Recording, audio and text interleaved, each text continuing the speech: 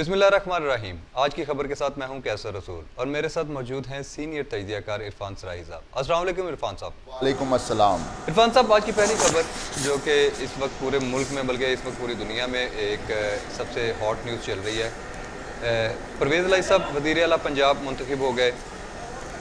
इसके ऊपर सबसे पहले तो मैं आपसे पूछना चाहूँगा कि ये 2 दिन का एक बहुत बड़ा स्पैन चला अदलिया का और बिलाखिर परवेज़ इलाही साहब जो हैं वो वज़ीर आला मुंतखब हो ही गए। क्या कहते हैं आप इसके बारे में?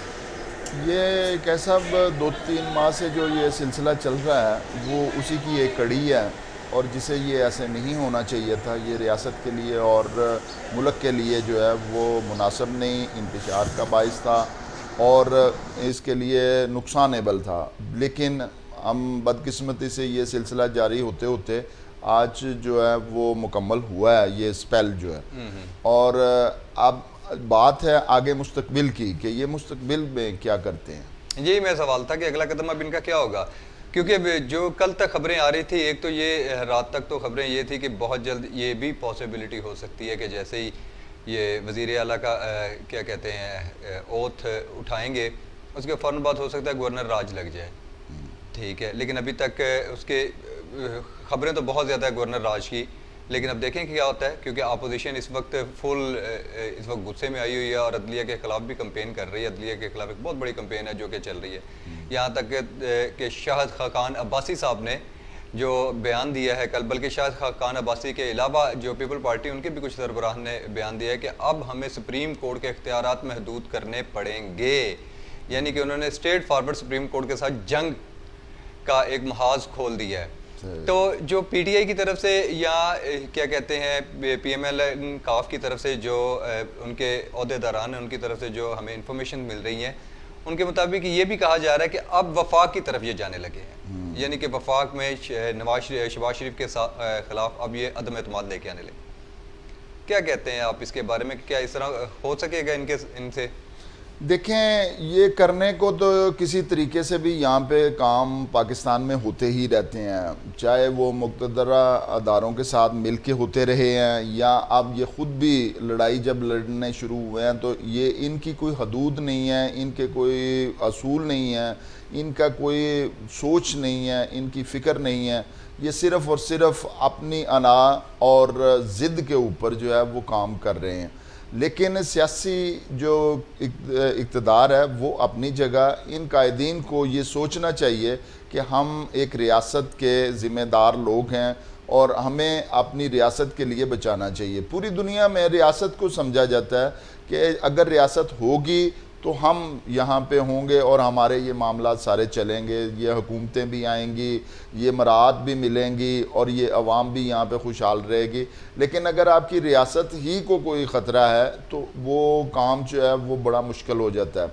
अब रही बात आपके सवाल की कि ये आगे चल के इनका जो अदलिया की जो वो खिलाफ जो मुहिम चला रहे हैं वो बहुत ही बड़ा नुकसान कर रहे हैं, क्योंकि इंसाफ के अदारों को अगर आप इस तरीके से जो है वो दबाव में लाएंगे तो वो वहाँ पे अपने फ़ैसले करते हुए वो गलत भी कर सकते हैं, जो कि उन्होंने पहले भी बहुत सारे किए। और ये सारे तमाम जो है ना वो दबाव के तहत ही हुए हैं, जितने भी गलत फ़ैसले हुए हैं। अगर कानून और आइन के मुताबिक अदलिया को खुली आज़ादी हो तो वो कभी भी ऐसा जो है वो काम ना करे जो कि हमारे यहाँ माजी में होता रहा या अब हाल में हो रहा है। मुस्तकबिल के लिए सोचना चाहिए कि हमें, अगर हम इसी तरह चलते रहे तो हम इस वक्त मईशत की किस हालत में हैं। कैसा ये अप्रैल में जो है 25 अप्रैल को अगर आप गौर करें तो 187 रुपये का डॉलर था, आज जो है ये कल का 230 रुपये तक डॉलर चला गया। जी हाँ, अब 31 रुपये हो गया। अब देखें ये इतना फ़र्क, और इस हुकूमत में ही 2-3 माह में देखें 50 रुपये का जो डॉलर है वो ज़्यादा बढ़ा है। अब अगर आप मईशत एक आपके लिए जो है वो रीढ़ की हड्डी नहीं बल्कि वो आपकी ज़िंदगी का एक रूह है, और इसको आपको ज़िंदा, इस रियासत को ज़िंदा रहने के लिए मईशत का मुस्तहकम होना कितना ही ज़रूरी है। यही सवाल मैं आपसे करने लगा हूँ कि आप मुझे एक चीज़ बताएं। आपने कहा कि डॉलर 50 रुपये तक जो है बढ़ा है। जी हाँ, महंगाई 1000% तक बढ़ी है। ऐसे ही जैसे फ्यूल तो आपने महंगा कर दिया, उसके बाद अगर देखा जाए तो बिजली के आपने टैरिफ भी महंगे कर दिए। पहले 10 रुपए किए, फिर 8 रुपए किए, फिर उसके बाद अब फिर टैरिफ जो है वो भी महंगे होने लगे हैं। उसके बाद अगर हम बात करते हैं कि आपकी गैस के वो भी आपने बढ़ा दिए, यानी महंगाई बहुत ज़्यादा बढ़ गई। आप तो बेसिकली महंगाई मार्च करके आए थे, अवाम को बता के आए थे कि हम महंगाई को ख़त्म करेंगे, महंगाई का, क्योंकि ये सुनामी इमरान खान साहब लेके आ गए। उसके बाद आपने इतनी ज़्यादा महंगाई कर दी कि जिसकी कोई हद नहीं है। अब इसके ऊपर भी ये दो चीज़ें कहते हैं, मैं आपसे ये जो सवाल करने लगे इसमें भी दो चीज़ें कहते हैं। एक तो इनका कहना ये है कि जी पहले जब इमरान खान रोता था कि महंगाई इंटरनेशनल हुई है, तो उस वक्त ये कहते थे नहीं, हम नहीं मानते। जब ये खुद बरसरे इक़्तिदार में आए तो ये कहते हैं महंगाई इंटरनेशनल हुई है। अगर इंटरनेशनल हुई है तो इमरान खान ने कैसा इसको स्टॉप करके रखा, ये मेरा सवाल है आपसे कि कैसे उसने फिर स्टॉप करके रख लिया। दूसरी चीज़ ये कि ये कहते हैं जी IMF के साथ शराइत थी वो इमरान खान ने तय की थी या उनकी हुकूमत ने तय की थी। तो भाई अगर उन्होंने तय की थी, उन्होंने मानी तो नहीं थी। ये भी मेरा आपसे सवाल है कि उन्होंने मानी तो नहीं थी, मानी तो आपने है ना, फैसला तो आपने किया है। ये अगर हम इस ऑफिस की बात करते हैं, एक चीज़ है, हमें कोई बाहर से बंदा कहता है जी आप मेरी ये बात मान लें, इसके ऊपर अमल कर लें, ठीक है। मैं कहता हूँ जी मैंने अमल नहीं करना, ठीक है, आप उठ के उसके ऊपर अमल करते तो गलती तो फिर आपकी है ना, मेरी गलती तो नहीं है। क्या कहेंगे इसके बारे में?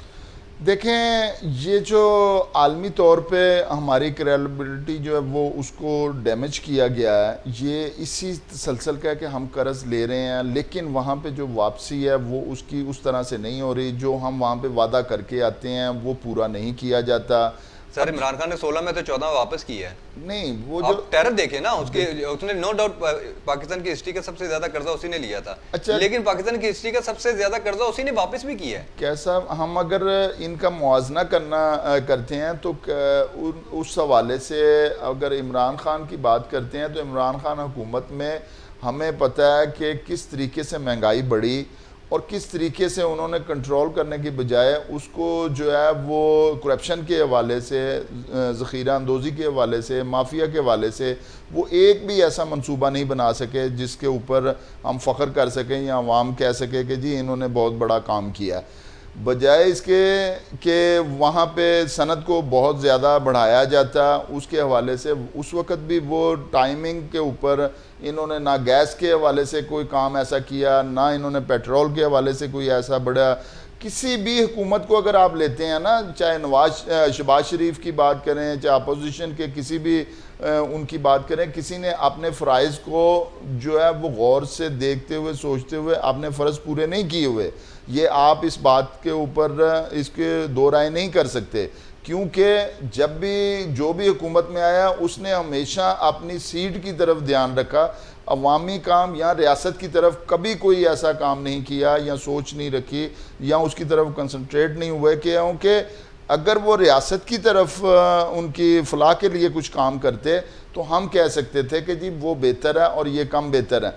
लेकिन जब तमाम जो लोग हैं वो एक ही तरह के अपना किरदार उन्होंने निभाया है, तो फिर हम नहीं कह सकते कि यार वो ठीक है और ये ठीक नहीं है। हाँ, ये ज़रूर कहा जा सकता है कि ये बेहतर है और वो इस तरीके से बेहतर है कि उन्होंने अपनी कोशिश की, इमरान खान ने।